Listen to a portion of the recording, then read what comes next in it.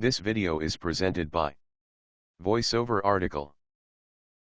Banks won't lend money to a business seeking to acquire larger contracts because it's not viewed as an asset.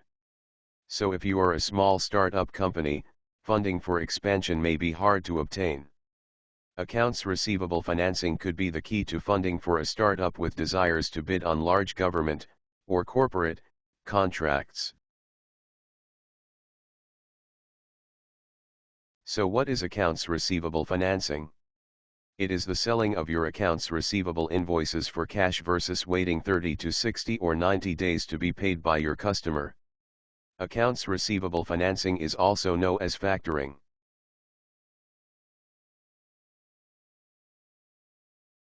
Securing the services of an accounts receivable financing company will allow a small company to bid on almost any contract within reason. A small company would know in advance that the funds needed to produce goods or provide services are available once they win the contract. In fact, some A/R companies will advise you on which companies they will factor invoices from and which to avoid.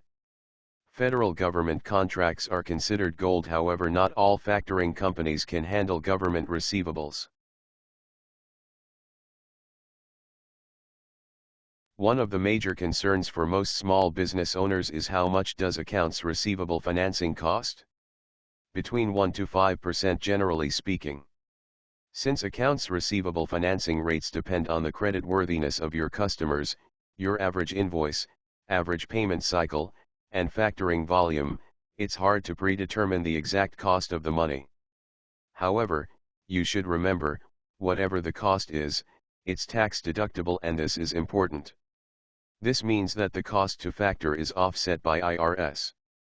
Not all factoring companies are created equally. You can't tell that by looking at their web pages.